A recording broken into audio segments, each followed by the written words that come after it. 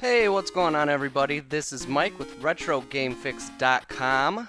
We are back continuing the Sega Master System Marathon. Up next is Black Belt.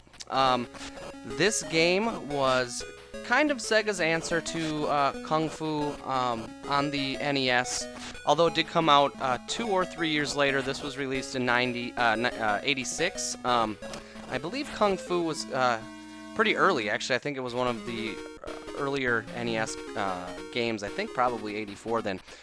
But back to Kung Fu, you play as Riki, and you will fight through a variety of levels, coming up against quite a few bosses. You can see one here. Some have throwing stars, some just do kicks, but you have 6 different enemies you will end up going through. And basically, the levels are just broke down into really kind of just a horde mode. So let's get this started. During the game, you have things that will float across the sky that will also refill your health and also give you invincibility. But as you can see here, we have a kick and a punch, just the basic moves. You can do your ducking as well, and if you jump from the crouched position, you can fly way up like that. And as you can see, I got a power-up item, and that is basically just a invincibility. So you can just kind of run through the levels at this point, as you can see I do here.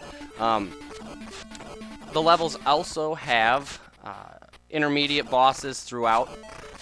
They're not very difficult. Again, the levels are basically just horde modes until you get to the final boss. Like most Sega Master System games, you can see this one is still colorful. It looks a lot like a Sega Master System game, probably because it is.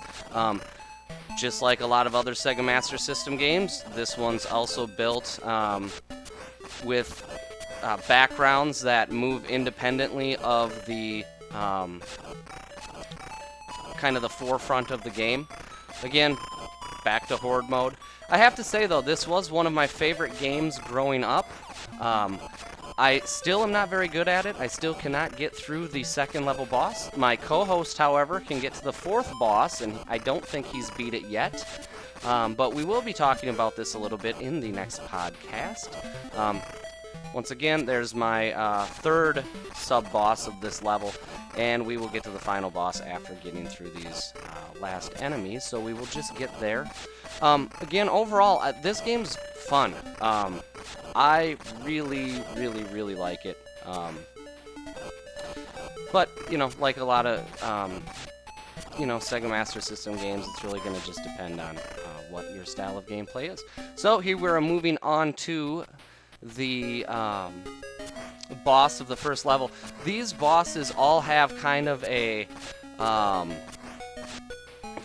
different weakness. For example, this one is really prone to punches versus kicks. You don't get much damage off of him by using a kick. The other thing with this boss is, in order to beat him, you actually have to punch him. Otherwise, you could kick him, and you just won't get through. So overall, this game being one of the more fun games, in my opinion, and having fairly good graphics, continuing along the lines of the colorful nature of the Master System games, I would actually give this a 4 out of 5.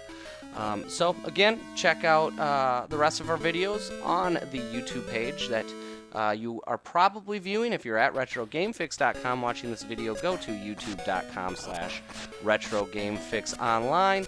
And again, check back. We do podcasts. We try to get them in weekly, but they have been closer to every 2 weeks currently. But check us